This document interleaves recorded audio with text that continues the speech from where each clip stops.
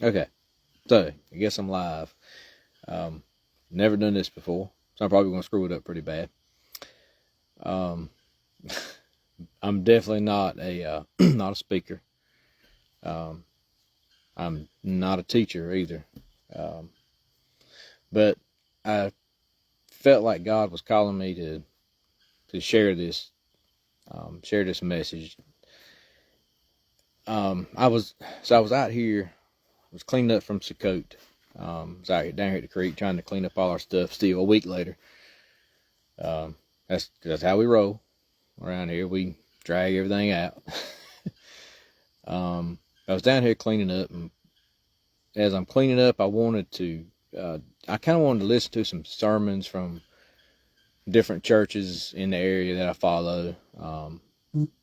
Just so I wanted to know where my brothers and sisters in Yeshua, Jesus, um, where they stood on the Israel thing going on over there, and it was good to see a lot of pastors calling their congregations to prayer for Israel. That's a beautiful thing. We should be praying for Israel, our brothers, praying for peace.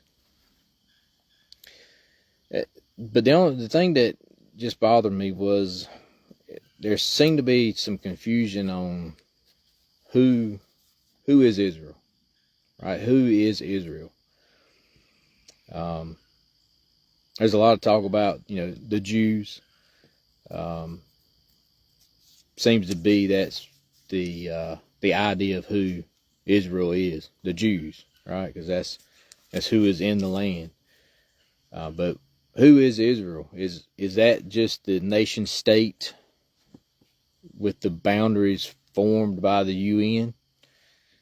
Or does God define who Israel is? So does man define it, or does God define it? Who has the ultimate say so there, right? So I just wanted to read a few things and just see if I could shed some light on who is Israel. So the first place we find Israel is in Genesis, in chapter 32.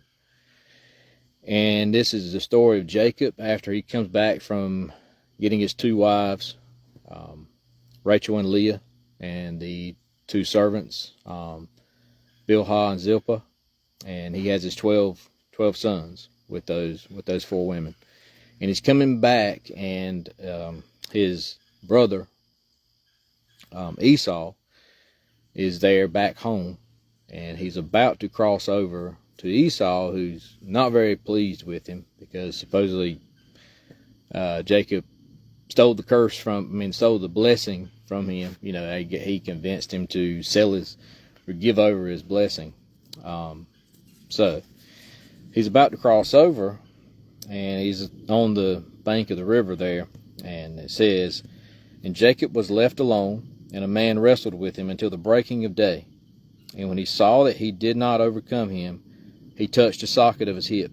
And the socket of Jacob's hip was dislocated as he wrestled with him. And he said, 'Let me go, for the day breaks.' But he said, 'I am not letting you go until you have blessed me.'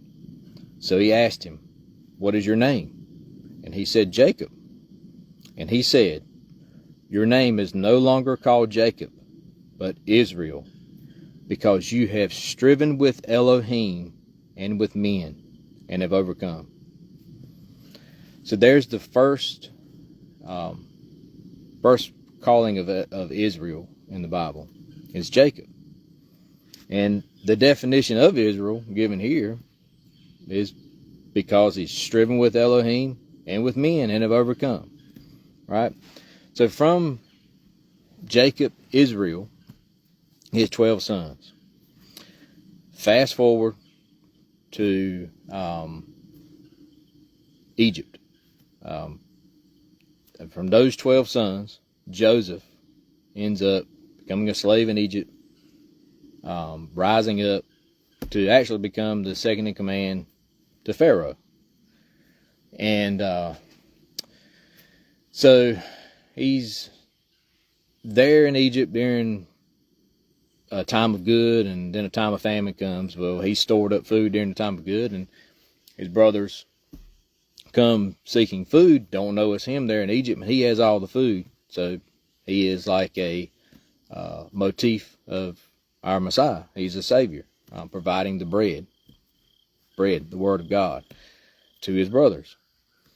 So we end up in Egypt there, and they become slaves, because later there's a Pharaoh who forgets who Joseph was. So the descendants of these 12 sons, Israel, the sons of Israel, those 12 sons, become slaves in the land of Egypt. And we all know the story, the Exodus story, right? The Passover, blood on the doorpost, the lintel. And Moses brings them out of Egypt. And so these people that leave Egypt are Israel, right?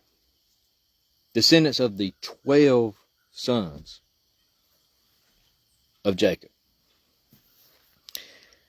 So when they leave Egypt, there's around, it says 600,000 men. And that's military-aged men. Okay? Military-aged males.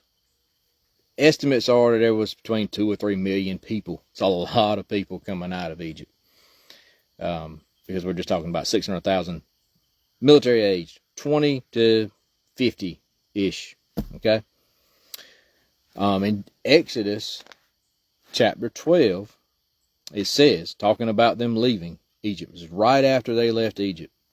And the children of Israel set out from Ramses to Sukkot, about 600,000 men on foot, besides the little ones. And listen to this.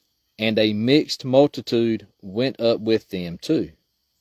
Also flocks and herds, very much livestock. So a mixed multitude was with Israel when they left Egypt. These would have been other Egyptians. Egypt was a great, powerful nation. They had slaves from all over the world. Africa, other parts of the Near East. They're just all over the world. They had slaves. These people just saw the great, powerful things that God did in Egypt. And they wanted to follow that God as well. You know, this is a great God coming to save his people. These folks leave with Israel. They later go on to Mount Sinai, where God is going to make a covenant with these people. We still have those same people that left with them at Mount Sinai making that covenant with Yahweh. So when he goes there and he makes that covenant with them later on in Numbers, we see that this law that was given to them was not just for the Israelites. It was for everyone there. Okay? I'll go to Numbers 15, verse 15. I'm going to give me a second. All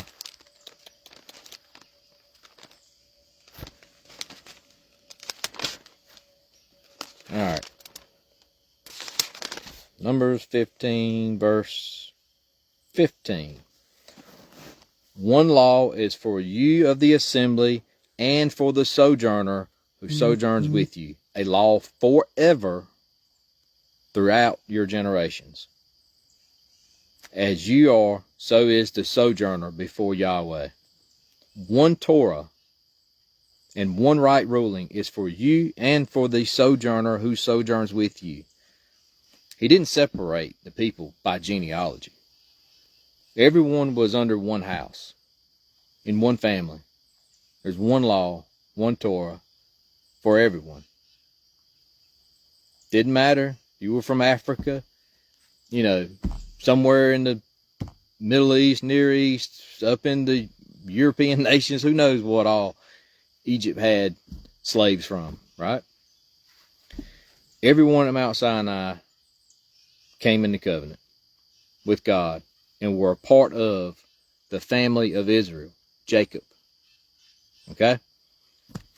So, the thing is, I see there's, in the church today, there's the idea that God created something new and different with the church. Like, the church has replaced Israel.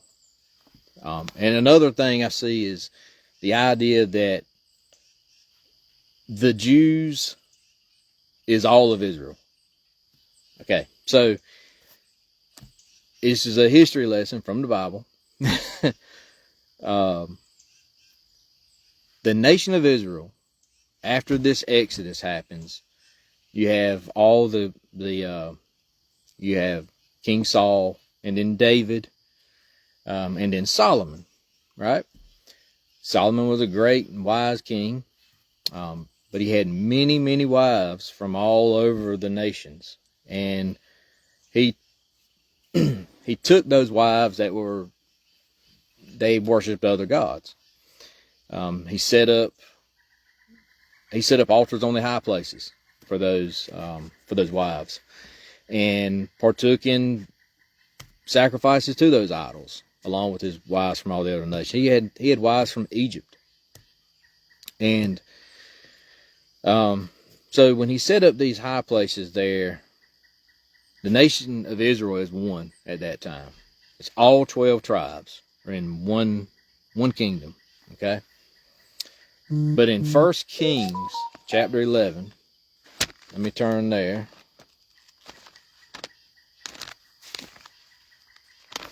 1 Kings 11, verse 9. We're going to see how the kingdom split.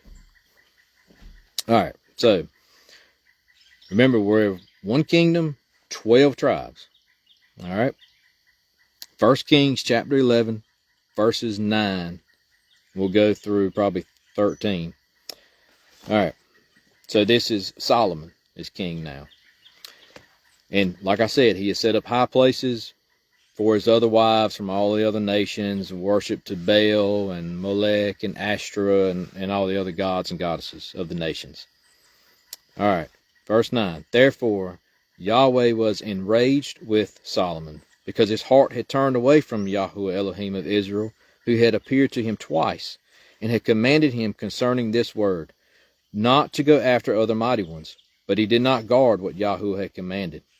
And Yahweh said to Solomon, because you have done this, and have not guarded my covenant and my laws, which I have commanded you, I shall certainly tear the rain away from you, and give it to your servant. Only I do not do it in your days, for the sake of your father David.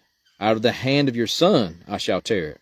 Only I shall not tear away all the rain, but give one tribe to your son for the sake of my servant David, and for the sake of Jerusalem, which I have chosen. Okay?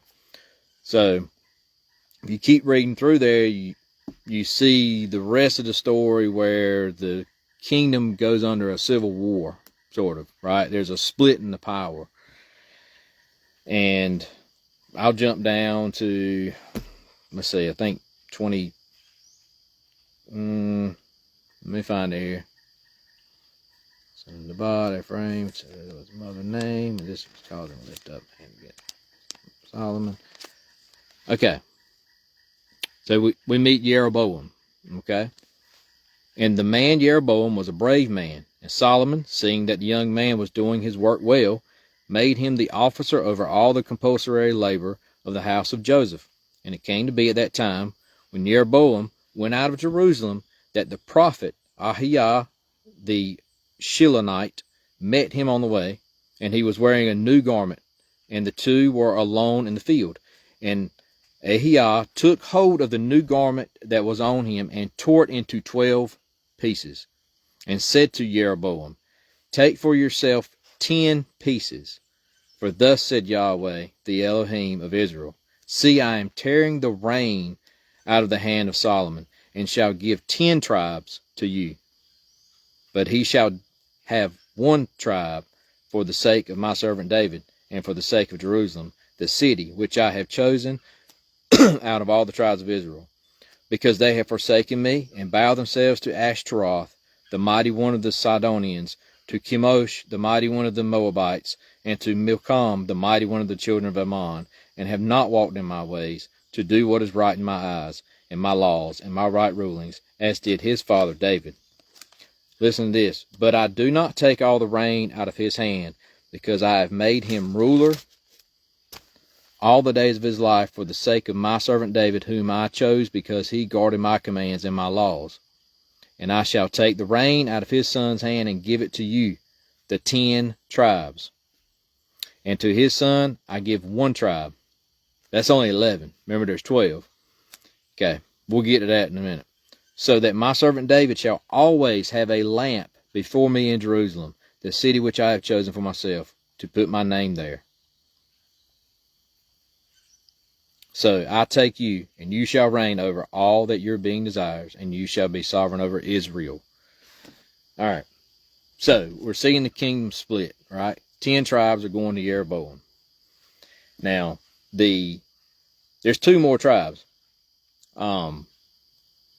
Those 10 tribes end up becoming what is referred to in prophets and all the scriptures as the house of Israel. The other 2 tribes, Judah and Benjamin, they get attached to them later on. They take sides with Judah in this fight that happens here. And part of the Levites, okay? So the southern tribes become the house of Judah. And that is what we know today as the Jews. They are the southern kingdom. The northern kingdom, they are all the other 10 tribes. So, in Jerusalem, if you read through 1 Kings and 2 Kings, you see this shown the whole entire time. It's either a king of the house of Israel or a king of the house of Judah. All right. So, you can go and ask any rabbi today, and they will tell you that they are looking for the lost 10 tribes of Israel. It's prophecy. It's in Ezekiel. This prophecy of Ezekiel, it's in Ezekiel 37. And it is speaking of 2 sticks. And those 2 sticks coming together, becoming one. Now, when Yeshua, Jesus, when he came, the Pharisees and Sadducees they were looking for that. They were looking for the Messiah that brings back the lost tribes of Israel. They still hadn't found the lost tribes of Israel. In Jerusalem in Yeshua's time, there was only Benjaminites. Paul was a Benjaminite. Paul tells you in Scripture he was a Benjaminite. And the Jews and a few Levites, right? So that was it. Where are the other 10? The other 10, they rebel against God. They sacrifice to other gods, and they profane gods. You know, they don't even worship God in his temple in Jerusalem. They make up their own temple in Salem, Shiloh, and they move his appointed times that he set in Leviticus chapter 23. They moved his appointed times to different times. And so they are conquered by the Assyrians and are scattered to the 4 corners of the earth when Assyria captures the northern tribes. The southern tribes, Judah, captured by Babylonians, sent into exile. But then the other king conquered Babylon. Can't even think of what he was called now, what nation it was. But anyway, they get conquered, and they actually let the kingdom of Judah go back to Jerusalem to set their temple back up and resume. Okay, that was before Jesus' time. Okay, and so we had the northern tribes scattered, captured by Assyria, scattered and lost. Right. sent all over the world. Southern tribes, Judah, Jews, Benjamin, Levites, or captured by Babylon, let back to Jerusalem. And then, after Yeshua's time, Rome destroys Jerusalem, and they get scattered again. And then we see them later, 1948, the Jews, the house of Judah, coming back to Jerusalem, to the boundaries that were drawn up by the UN. But just to let y'all know, the boundaries on the map you see as Israel is not the land that God promised Abraham in Genesis chapter 15. It's not the land. It's a lot bigger than what you see on the map today. That was drawn up by men in the United Nations and agreed upon. So, all right. So, we've seen that Israel is Jacob, and the descendants of Jacob are Israel, 12 sons becoming 12 tribes in Egypt. They get out of Egypt. They're still one nation. They have a split. One nation turns away completely. One nation turns away, but not completely. They were kind of good and bad. If you look through the books of 1 Kings, 2 Kings, there were some good kings, some bad kings. All the kings are bad in the northern tribes. They're scattered. Judah scattered, comes back, scattered again, and we see in recent times come back. So, going back to looking for the 10 tribes, right? Because that is Israel, 12 tribes, and 10 of them are missing, right? We only have the Jews that church sees as, oh, that's Israel. Okay, yeah, it's part of Israel, but it's not all of Israel. So let's go to Ezekiel chapter 37. If I can find, okay, there it is. All right, Ezekiel 37. Let's see, where am I? Okay. Let's see. Where I want to start.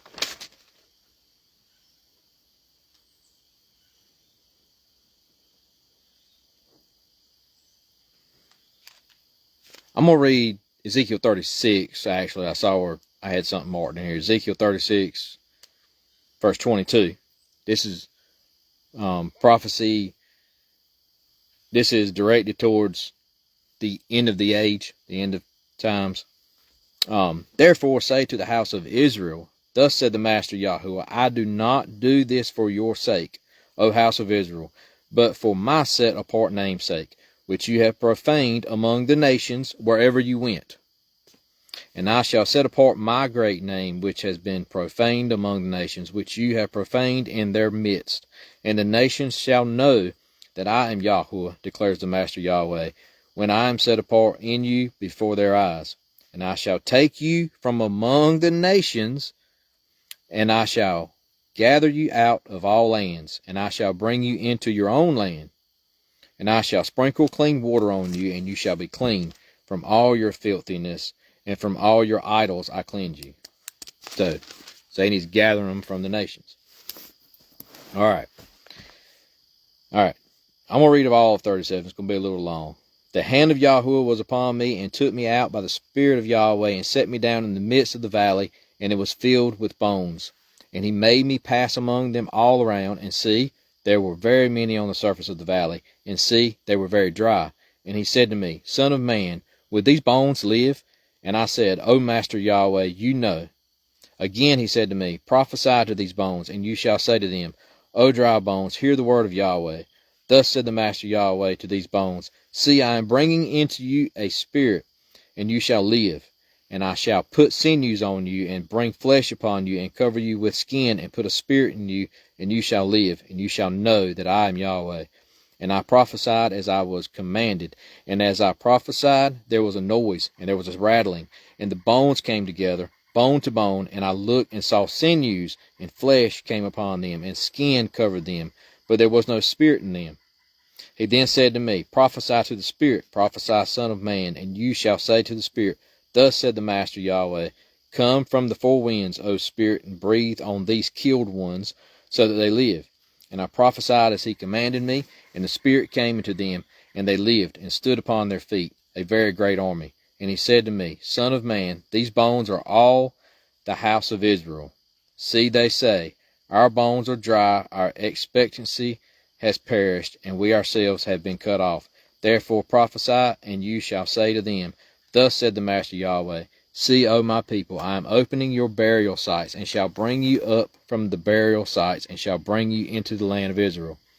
You shall know that I am Yahweh when I open your burial sites, my people, bring you up from your burial sites. And I shall put my spirit in you, and you shall live, and I shall settle you in your own land. You shall know that I, Yahweh, have spoken, and I have done it, declares Yahweh. And the word of Yahweh came to me, saying, And you, son of man, listen to this two-stick thing here, okay? And you, son of man, take a stick for yourself and write on it. For Judah and for the children of Israel, his companions. Then take another stick and write on it. For Joseph, the stick of Ephraim, that's the northern tribes, and for all the house of Israel, his companions. Okay, so Joseph had sons, Ephraim and Manasseh. They were part of the 10 tribes that were scattered. You got 2 sticks. One for Judah and one for Ephraim, Joseph, the northern tribes. Then bring them together for yourself into one stick, and they shall become one in your hand. And when the children of your people speak to you, saying, Won't you show us what you mean by these? Say to them, Thus said the Master Yahweh, See, I am taking the stick of Joseph, which is in the hand of Ephraim, and the tribes of Israel, his companions, and I shall give them unto him with the stick of Judah, and make them one stick, and they shall be one in my hand. And the sticks on which you write shall be in your hand before their eyes. And speak to them, Thus said the Master Yahweh, See, I am taking the children of Israel from among the nations, wherever they have gone, and shall gather them from all around, and I shall bring them into their land. And I shall make them one nation in the land on the mountains of Israel, and one sovereign shall be sovereign over them all, and let them no longer be 2 nations, and let them no longer be divided into 2 reigns. Okay. So I won't read any further today. You see that there's 2 nations, right? Nation of Israel, nation of Judah. Northern tribes, southern tribes. Northern kingdom, southern kingdom. Ephraim and Joseph are all references to the northern 10 tribes that are scattered. The Jews are the Judah, Benjamin, Levites. So, who is Israel? I think we've covered all that, right? So, this story throughout the entire Bible is how God is working through his chosen people, Israel, to redeem them back to him. Every prophet in the scriptures are calling his people back to his commandments. Amos 3:7. All right, Amos 3:7. Let me let's see. Hold on.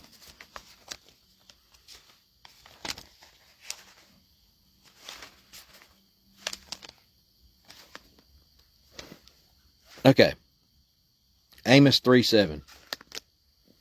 For the Master Yahweh does no matter unless he reveals his secret to his servants, the prophets. God doesn't do anything without telling his prophets first. If his prophets did not tell us in his word that God was going to make a new covenant thing with the church and, do away with the covenant he did with Israel, his prophets would have told us. I challenge anyone to show me a single prophet that says that he does away with his covenant with Israel and makes a new one with the church. Now, he renews a covenant with Israel. And we'll read that one real quick. Jeremiah 31. We're going to read about the new covenant, right? The new covenant that the church all preaches about. We are in a new covenant through our Messiah, Jesus, right? Okay, I agree. We are in a new covenant through our Messiah, Yeshua. All right, so Jeremiah 31.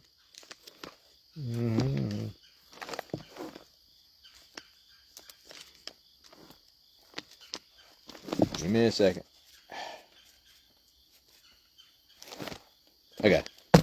Jeremiah 31 verse 31 tells us about this new covenant. Okay. That one thing I say is that people need to remember, and this is not my saying, really. I stole it from somebody. But the Bible was written for us, but not to us. Okay? So that means it was written to a people with a different mindset than us. And that is a Hebrew mindset. Okay? So Hebrew mindset of covenant is not what the Western culture mindset of covenant is.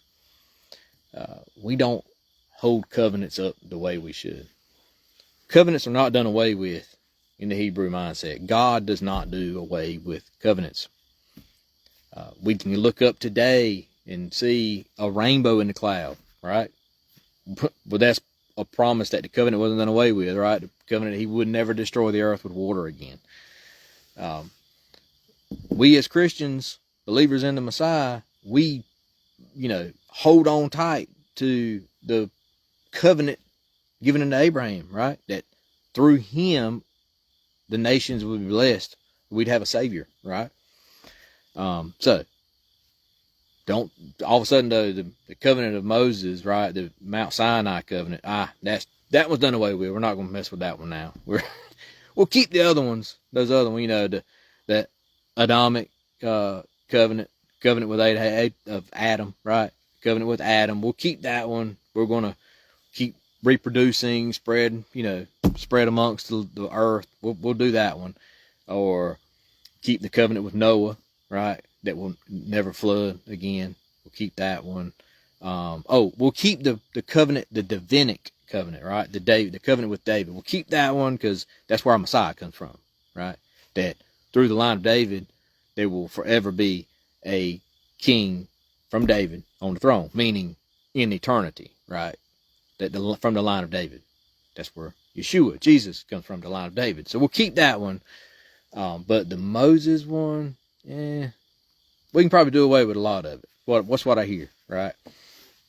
So, a Hebrew mindset doesn't think that way. God's covenants are never done away with. All right. So let's look at in Jeremiah 31 a prophecy of the new covenant, although they read it as a renewed covenant because he's renewing a covenant. All right. Now, 31 verse 31. See, the days are coming, declares Yahweh, when I shall make a renewed covenant with the house of Israel and with the house of Judah. Wait a second. House of Israel, the house of Judah. I would have thought it was said with the house of the Methodists and the Baptists or something, but it didn't. It just said Israel and Judah. Okay? Not like the covenant I made with their fathers in the day when I strengthened their hand to bring them out of the land of Mitzrayim, Egypt. My covenant which they broke, though I was a husband to them, declares Yahweh. For this is the covenant I shall make with the house of Israel after those days, declares Yahweh. I shall put my Torah in their inward parts and write it on their hearts. And I shall be their Elohim. They shall be my people. That's Jeremiah 31:31. You might say, well, all this stuff is Old Testament. I'm not really an Old Testament person. I'm a New Testament person, right? Okay. We just read Jeremiah 31:31. Let's go to Hebrews 8, verse 8. Remember what I just read in Jeremiah 31. And I've got to find Hebrews 8. Too far. Okay, Hebrews 8. We're still reading about the new covenant. All right. Hebrews 8, verse 8. for finding fault with them, the people, he says, see, the days are coming. This is going to sound very familiar. See, the days are coming, says Yahweh, when I shall conclude with the house of Israel and with the house of Judah a renewed covenant, not according to the covenant that I made with their fathers in the day when I took them by the hand to lead them out of the land of Egypt, because they did not continue in my covenant, and I disregarded them, says Yahweh. Because this is the covenant that I shall make with the house of Israel after those days, says Yahweh, giving my laws in their mind, and I shall write them on their hearts. And I shall be their Elohim, and they shall be my people. Okay. New Testament, Hebrews 8. The new covenant was spoken of in Jeremiah 31. Now says again in Hebrews 8, it's with the house of Israel and the house of Judah. So in Ezekiel, when he's talking about the two sticks coming together, he's talking about the regathering of his people. All right. So, again, the whole point of all this is, who is Israel, right? Man is concerned with genealogy. God is not concerned with genealogy. Okay? This is not a bloodline thing to be in the family of Israel. Okay? I can show you examples of Rahab, right? She was a Canaanite woman in Jericho when the Israelites were coming and they were fixing to take the city of Jericho. She helped the spies that came in, and they made a promise to her: you will be saved. We won't destroy your home. Bring your family. Anyone that's, in your home will not be harmed. They take the city of Jericho. She goes out to inside the tents, inside the camp of Israel, outside the city of Jericho, and stays in safety. And she becomes a part of Israel. Okay? She's in the line of Yeshua. Okay? She is in the genealogy of Yeshua. A Canaanite woman. She's not an Israelite. Ruth. Everybody loves the story of Ruth, right? Ruth and Boaz. Ruth was a Moabite woman. Okay? She tells her mother-in-law, your God is my God. And she goes back home. Well, to her new home. She goes to her mother-in-law's home, back to her people. And that's where she comes under Boaz, getting married, all that, right? He becomes her redeemer, right? Like a motif of Yeshua, Boaz, being a redeemer of those in the nations and bringing them into a covenant with the family of Israel, and being under those covenants with God that God gave to Israel. Okay? Now, I just showed you where in the Exodus story, there were other people from other nations with the Israelites that took the covenant. So it's not a blood thing. God doesn't care about genealogy. Okay? Israel is his people. If you are his people, you are Israel. All right, so Paul tells us all about this. Okay? We are grafted into the family of Israel. We're grafted into the tree, right? All right, so in Paul's letters, Romans, I think he goes at 9 and 11.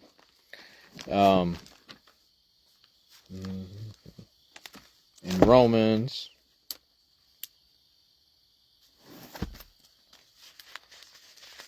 hold on, I just thought of another one. I don't want to forget it. Galatians.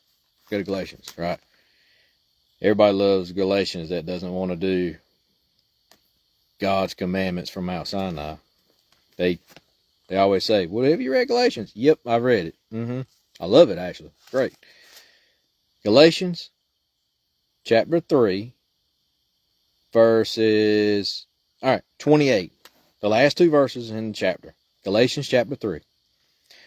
There is not Jew nor Greek. There is not slave nor free.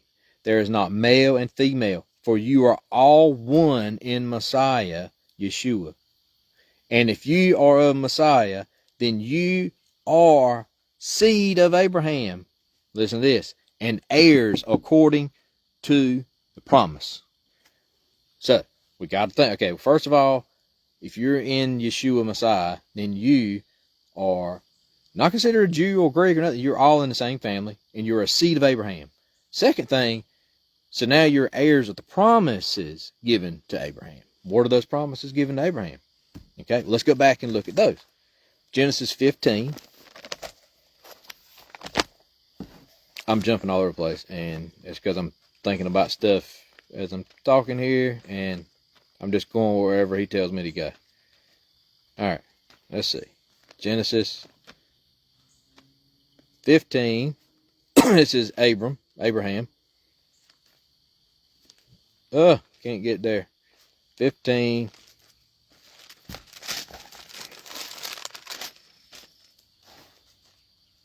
Verse. Okay. He gives. This is after he gives he splits the pieces of the animals in half, and Abraham falls asleep, but God passes between the two pieces. That's a blood covenant, and that's how things were done in Near East culture. Okay. If you study about the blood covenants, it'll explain all that. Now, so let's see.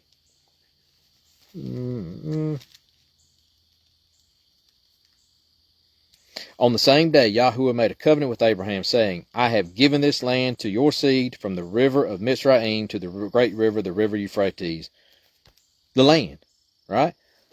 Now, my phone's about to go dead, so probably going to lose me here in a second. In Deuteronomy 30, I have this written down. Let's see. Deuteronomy 33. Yeah.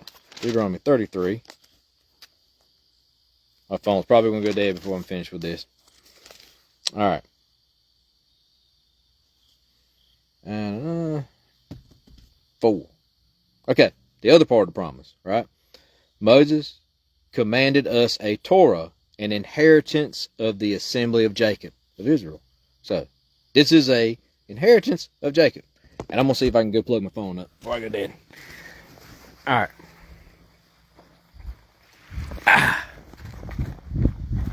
There.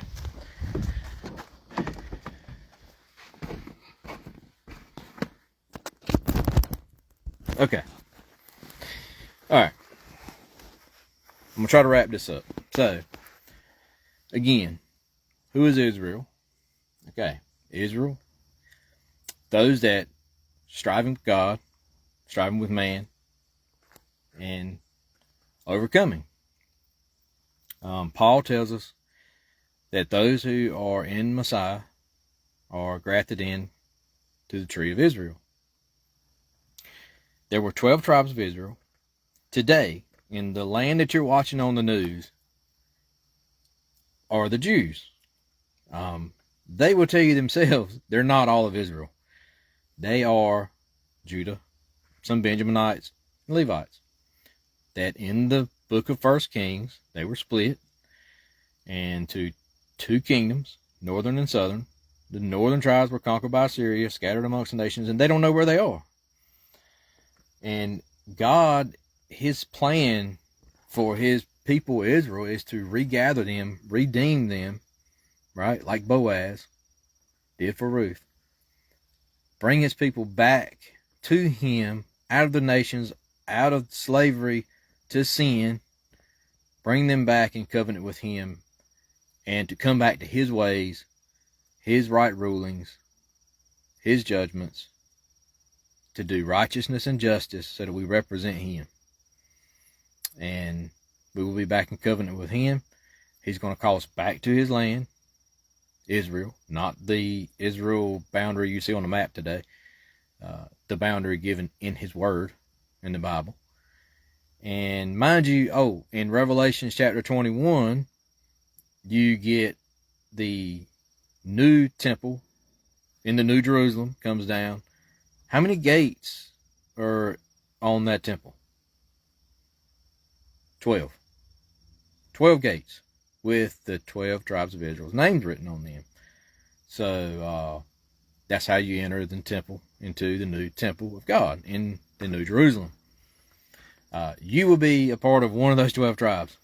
Also, in Zechariah chapter 14, you see that in the millennial reign, you will be going up to do Sukkot in Jerusalem, or your nation gets no rain.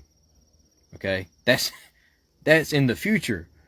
So Matthew 5 verse 17 through 20 also tells us that Yeshua, Jesus, says, "Do not think that I come to do away with the Torah of the prophets.